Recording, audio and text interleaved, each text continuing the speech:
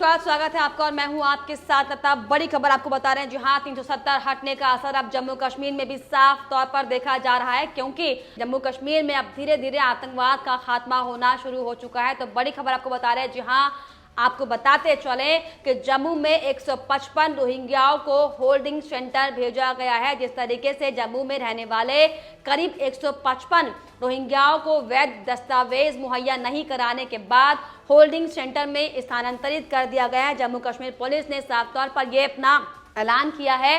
और जिस तरीके से जम्मू कश्मीर में 155 ऐसे रोहिंग्या मिले हैं जो म्यांमार में अपनी सजा से बचकर यहां पर रह रहे थे, उन सभी को होल्डिंग सेंटर साफ तौर पर भेजा गया। को बताते चले, जम्मू कश्मीर पुलिस ने शनिवार को यह बड़ी कार्रवाई की और पुलिस ने फॉरेनर्स एक्ट के अनुच्छेद 3 क्लॉज 2E के तहत ये कार्रवाई की है। और इसके अलावा पासपोर्ट एक्ट के अनुच्छेद 3 के तहत प्रवासियों के पास पुष्ट ट्रैवल दस्तावेज होने चाहिए थे, जो कि उनके पास नहीं मिले, जिसके बाद जितने भी रोहिंग्या अवैध तरीके से जम्मू कश्मीर में रह रहे थे लंबे समय से, अब सबका वेरिफिकेशन किया जा रहा है। आपको बताते चले कि सभी बांग्लादेशियों की जांच अब की जा रही है और कहां से ये आए, कब आए और कौन यहाँ पर उनको लेकर आया, किसने उन्हें यहाँ पर बसाया था, इन सब की जानकारियां ली जा रही है। हालांकि आपको बताते चले, इससे पहले काफी बार इनका वेरिफिकेशन हो चुका है, लेकिन इतना बड़ा वेरिफिकेशन पहली बार किया गया है। तो जिस तरीके से साफ तौर पर ऐसा लगता है अब की मोदी सरकार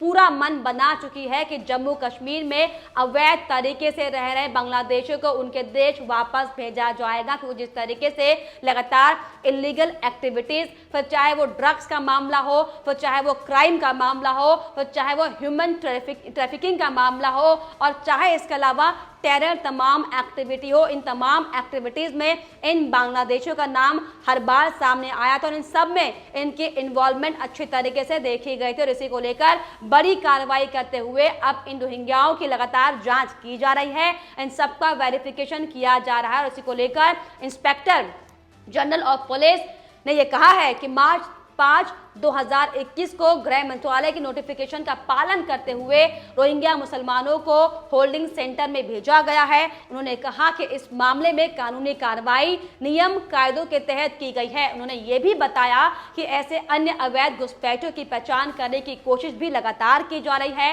रोहिंग्या मुस्लिमों के बायोमेट्रिक और अन्य डिटेल्स भी लगातार जुटाए जा रही हैं और उन्हें होल्डिंग सेंटर में भेजे जाने के बाद उनकी राष्ट्रीयता की पहचान भी की जाएगी। और जब पहचान हो जाएगी ये किस देश के नागरिक हैं, और इसके बाद उन्हें वहां पर प्रत्यर्पित कर दिया जाएगा। आपको बताते चले कि एमए स्टेडियम में रोहिंग्या मुसलमानों के वेरिफिकेशन का काम लगातार जम्मू कश्मीर में किया जा रहा है। वहीं इसको लेकर बीजेपी ने भी इसे रोहिंग्या मुस्लिमों के प्रत्यर्पण की शुरुआत बताया। वहीं पार्टी के प्रवक्ता ब्रिगेडियर अनिल गुप्ता ने साफ तौर पर यह कहा कि ये एक लंबा इंतजार अब खत्म होने वाला है। उन्होंने ये भी कहा कि इन सभी को संभवतः एक कैंप में शिफ्ट किया जाएगा और इसके पहले पीडीपी बीजेपी सरकार के दौरान ही इन रोहिंग्या मुस्लिमों के आंकड़े जुटा लिए गए थे। उन्होंने ये भी कहा कि सुरक्षा व खुफिया एजेंसियां पहले से ही उन्हें लेकर लगातार सतर्क थी। तो बड़ी खबर आपको बता रहे हैं, जी हाँ। और आपको ये भी बता दें कि कैसे जम्मू कश्मीर में पिछले दिनों 2 रोहिंग्याओं को भी गिरफ्तार किया गया था,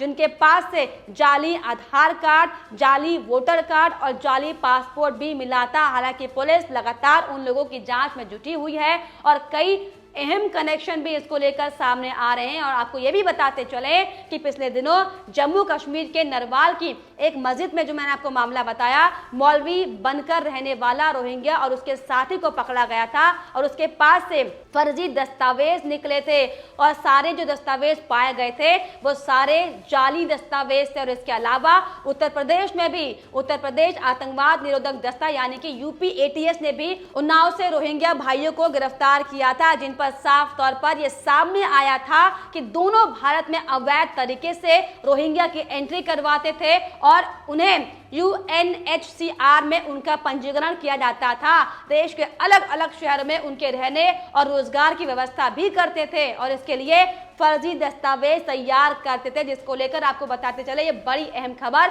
और अब इस खबर के बाद जो तमाम विपक्षियों के होश उड़ते हुए दिखाई पड़ रहे हैं, क्योंकि जिस तरीके से हमने देखा था कि कैसे पीडीपी की सरकार के दौरान उन्हें रोहिंग्याओं को यहाँ पर भरा गया था और अभी की स्थिति वर्तमान की अगर हम बताएं तो 6000 से ज्यादा जम्मू में रोहिंग्या रहते हैं, जिनके पास ना ही कोई पहचान पत्र है, ना ही उनकी कोई आइडेंटिफिकेशन है। जो सिर्फ और सिर्फ जो म्यांमार में चोर और तमाम तरीके की लूट की हत्याओं के आरोपी थे, वो वहां से बचने के लिए भारत देश में छुपकर बैठे हुए अवैध तरीके से। लेकिन अब इस पर सरकार का शिकंजा कसना शुरू हो चुका है कि जिस तरीके से हमने देखा था कि 370 हटने से पहले कैसे जम्मू कश्मीर में जो लगातार आतंकवाद का माहौल बना हुआ था, लगातार असामाजिक तत्व एक के बाद एक पत्थरबाजी करते थे, हमलावर लगातार होते थे वो लोगों पर। अब 370 हटने के बाद मोदी सरकार ने जिस तरीके से ये बड़ा कदम उठाया है, ये साफ इस ओर इशारा करता है कि अब देश के कोने कोने में अमन, चैन और सुकून होगा। और इसकी बानगी अब साफ तौर पर देखी जा रही है,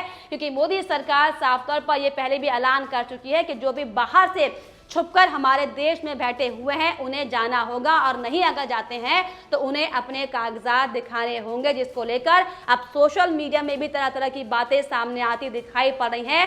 लोगों का गुस्सा इस पर फूट रहा है, लोगों की प्रतिक्रियाएं इस पर सामने आ रही है। लोगों का साफ तौर पर यह कहना है कि रोहिंग्या सत्यापन जम्मू में शुरू होता है। धन्यवाद मोदी जी, अमित शाह जी और मनोज सिन्हा जी, तो आप सभी धन्यवाद कर रहे हैं और ये कह रहे हैं कि 370 खत्म होने के फायदे अब दोबारा मत पूछना। जिस तरीके से लगातार 370 के फायदे और नुकसान को लेकर जिक्र तमाम लोग कर रहे थे, ये उसके फायदे हैं कि देश से आतंकवाद बाहर जाएगा। वहीं लोगों का यह भी साफ तौर पर कहना है कि सिर्फ 155 रोहिंग्याओं को ही होल्डिंग सेंटर में क्यों भेजा गया है। लगभग 14,000 विदेशी, जिनमें रोहिंग्या मुसलमान और बांग्लादेशी नागरिक शामिल हैं और जम्मू और सांबा जिलों में बसे हुए हैं, उनके बारे में उनका हिसाब किताब कौन करेगा। जी आपको बताते चले कि जम्मू के कई जिलों में, चाहे वो अनंतनाग हो, चाहे वो पुंछ जिला हो, वहां पर भी कई रोहिंग्या मुसलमान छिपकर बैठे हुए हैं, लेकिन उन्हें कौन पनाह दे रहा है, ये बड़ी बात है, ये बड़ा सवाल है, जिसको लेकर अब बहुत बड़े स्तर पर वेरिफिकेशन जम्मू की पुलिस करती हुई दिखाई पड़ रही है। और इसके अलावा आपको बताते चले कि लोग अब सरासर ये कहते नजर आ रहे हैं कि रोहिंग्या हमारे सबसे संवेदनशील स्थान जम्मू कश्मीर में ही क्यों बसे हैं। जितनी जल्दी उन्हें पकड़ा जाए और उन्हें वापस भेजा जाए तो ये देश के लिए बेहतर होगा। और इसके अलावा एक और यूजर से लिखते हैं कि उन्हें उसी द्वीप पर भेजा जाना चाहिए जहां बांग्लादेश उन्हें भेज रहा है। और साथ ही साथ लोग कई तरीके की प्रतिक्रियाएं इस पर देते हुए नजर आ रहे हैं। साफ तौर पर लोगों का यह कहना है कि एक एक को पकड़कर बाहर फेंक दो, जेल में भी मुफ्त रोटियां मत खिलाओ, जनता के पैसे से बहुत जरूरी काम पूरे भारत में ये होना चाहिए।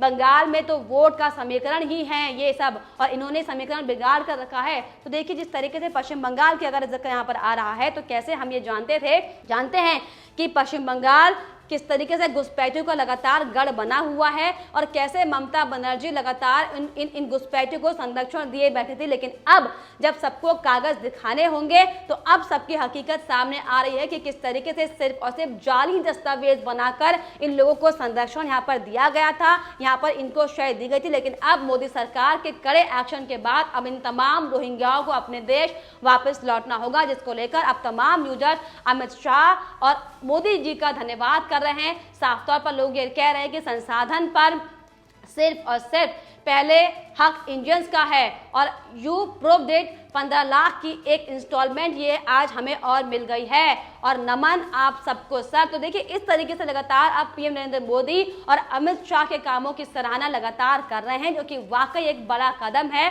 और जिसको लेकर आपको बताते चलें कि अब ये भी साफ तौर पर सामने आने लगा है कि जिस तरीके से जम्मू में क्रूर रोहिंग्याओं को चिन्हित करके वापस भगाने की जो बहुप्रतीक्षित प्रक्रिया प्रारंभ करने के लिए अब तमाम लोग जिस तरीके से अमित शाह और पीएम नरेंद्र मोदी को धन्यवाद कर रहे हैं, जिस तरीके से उनका नमन कर रहे हैं, ये वाकई ये बानगी इस चीज की कि अब देश के कोने कोने की जनता ये चाहती है कि अमन, चैन और सुकून हो।